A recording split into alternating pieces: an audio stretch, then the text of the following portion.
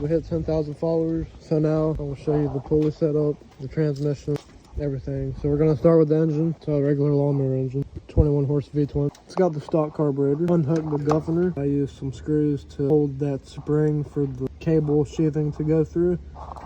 And then I just ran the cable up to the carburetor throttle, and I just kind of bent the end of it, and it has that piece of metal on there, so it's holding it. And then I just put a tap screw in the plastic here, wrapped a spring around it, hooked it to the throttle for returning, and that goes all the way to here.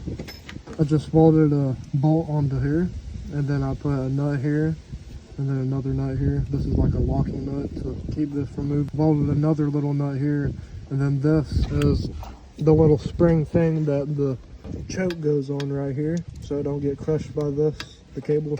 So I reused that on this. I don't even need to use my choke, it just starts right up since I have the gas pedal. So that's the gas pedal. And then the main thing, a Peerless 820. This one's a 6-speed, you can use a 5-speed. What's good about these, they have needle bearings for the shafts instead of bushings, so they won't burn up with speed.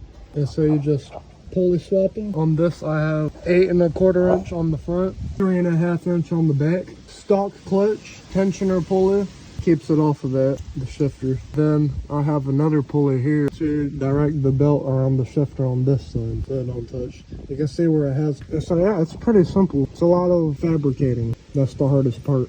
But it's as easy as that. Stock steering. All I did was added a thick washer under this washer here to tighten up the steering wheel and the shaft, so that has less play. And then in these front rims I have sealed high-speed ball bearings, 1 3/8 inch outer diameter, 3/4 inch inner diameter. They just slide right in, and you got bearings in your wheel. Rims off of a Murray GT. They fit 8-inch tires on them because they're 8-inch rims. That's how you get 8-inch tires on the front. Bigger tires hold speed easier, puts less RPM on the bearing at the bore. You gotta run the biggest tires you can on the front. They're actually pretty cool. They sound like mud grips rolling down the road at 60. I made the alignment adjustment out of a piece of all thread. Then I used some nuts. I just put a nut here and on the other side. Then I used the axle key to weld the 2 nuts. So that was basically like something that spins back and forth. Left enough room right here so that this could loop around and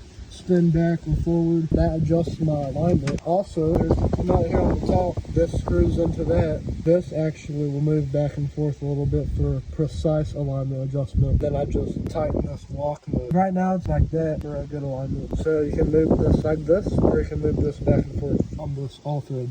That's the alignment adjustment. So that's that. 10K special.